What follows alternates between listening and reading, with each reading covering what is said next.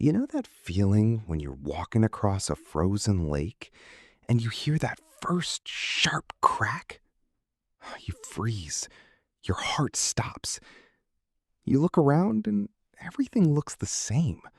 The white snow, the gray sky. But you know that underneath your feet, the world has just changed. The floor is no longer solid. That is exactly where most men are living every single day of their lives, and they don't even know it. They think they're on solid ground. They think they're in a healthy partnership, but they are actually standing on the thinnest ice imaginable, and they are about to fall into a sub-zero reality that will freeze their soul. Brother, you're living in a fantasy. You think you know your woman. You think because you've been together for 2 years, or 10, or 20, that you understand the rules of the game. You don't. You're playing a game where the rules are written in a language you can't speak, and the referee is an unconscious algorithm designed to make you fail. Today, I am going to show you the actual code running in the background of your relationship. I'm going to explain why she picks a fight about the dishwasher at 11 p.m., why she gets cold the moment you become too supportive, and why the very things you think make you a good man are actually the weapons she's using to destroy her own attraction to you. Welcome to the masterclass on the unconscious algorithm. Picture a man named Mark. Mark is 32, successful, and what society calls a catch. He's the guy who remembers the anniversary of the first time they ate Thai food. He's the guy who listens to her work drama for 3 hours without complaining. He thinks he's building a fortress of love. But lately, something has shifted. He notices a respect recession. It starts with small things. She interrupts him more. She rolls her eyes when he talks about his goals. He feels himself shrinking. He's sitting in his car, outside his own house, staring at the front door, and his chest feels tight.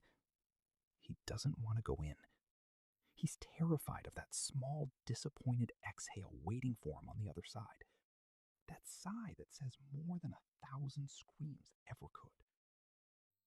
What Mark doesn't understand is that he is currently a test subject in a behavioral laboratory, and the scientist in charge doesn't even know she's conducting the experiment.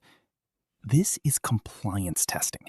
It is a biological quality assurance test on his masculine core. You see, women are biologically programmed to seek men with higher survival value than themselves. This isn't a choice she makes over brunch. It's hardwired into her DNA from millions of years of evolution. Back in the caves, a woman who chose a weak, compliant mate didn't survive the winter. Her ancestors who mated with men who could be easily manipulated or broken didn't pass on their genes. Consequently, modern women inherit a weakness detection system that is more sensitive than any technology we've ever created. She can sense your insecurity through the timing of a text message. She can smell your fear through your choice of words. She can feel your desperation through the way you agree with her just to keep the peace. Arthur Schopenhauer understood this dynamic over 200 years ago. He saw love as a biological trick, a ruthless illusion designed by nature for reproduction, completely indifferent to your individual happiness. Nature doesn't care if you're happy, Mark. Nature only cares about the DNA. To ensure that DNA is protected, her unconscious mind must constantly probe your boundaries. She needs to know, are you a wolf or are you a golden retriever in a human suit? This brings us to the controversy that makes most people's blood boil, the shit test paradox. Women test men to see if they're strong, but the very act of constantly testing actually weakens most men over time. It's like erosion. Each test takes away a little bit of your backbone, and until there's nothing left but a hollow shell that says, "Yes, dear," to everything. And here is the kicker. She hates you for it. She hates that you've become weak, even though her tests are what weakened you. She hates that you fail, even though she set you up to fail. She is disgusted by the monster of compliance that she created. Let's look at the mathematics of the game. I call this the honesty-sex contradiction. In the biological marketplace, being honest with a woman often leads to decreased attraction, while maintaining your frame, even if it's unpleasant, increases it. Think about the good boy protocol installed in your head when you were 5. Your mother, your teachers, a culture that told you to be nice.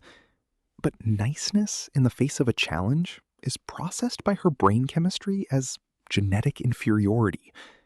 When she challenges your decision on where to go for dinner, she doesn't care about the food. She's checking if your authority crumbles under pressure. If you cave and say, "Whatever you want, honey," you think you're being a good partner. Her biology thinks you're a bad bet for her survival. Her attraction circuitry literally experiences a blue screen of death. Now, let's talk about the weapon system used to enforce this algorithm, the PCA method: pity, shame, and anger. This is the 3-stage process women use to establish dominance and extract compliance without you even realizing you've been conquered. Stage 1 is pity. She creates emotional distress and presents herself as the victim of your unreasonable behavior. "I just wanted to spend time together, but I guess your career is more important than I am." Your protective instincts override your logic. You feel guilty. You cancel your late-night work session to sit on the couch and watch a show you don't like. You think you're being supportive. In reality, you've just set a legal precedent for your own subordination. You've taught her that your mission is negotiable. If pity fails, she escalates to stage 2, shame. Now, your behavior isn't just hurtful, it's a moral failure. A real man would want to make his woman happy. Other husbands don't act like this. Shame is designed to make you feel deficient as a man. Most men will do anything to escape this psychological torture, including surrendering their authority over their own lives. You're working in a factory designed to manufacture one product: your complete and total self-doubt. If you still hold your ground, she deploys stage 3, anger.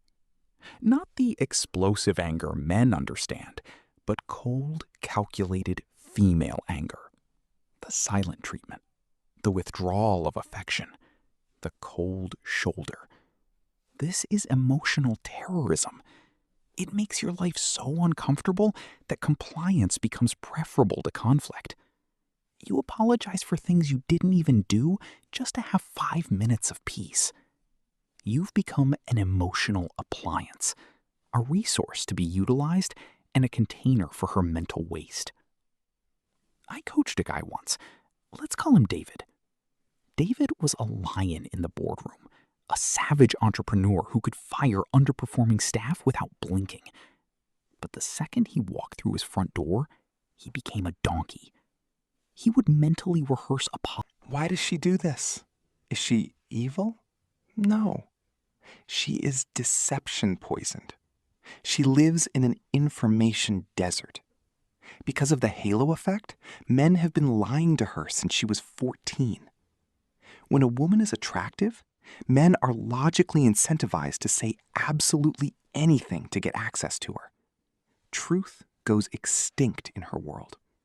Every conversation is contaminated by an agenda. She is the victim of a civilization-wide fraud, convinced that her feelings are facts and her desires are rights. She has never been given the raw, unfiltered algorithm of how the world actually works. This creates the power-wisdom disaster. Beautiful women acquire adult-level power over men's behavior overnight during adolescence, before they have the wisdom or character development to manage it.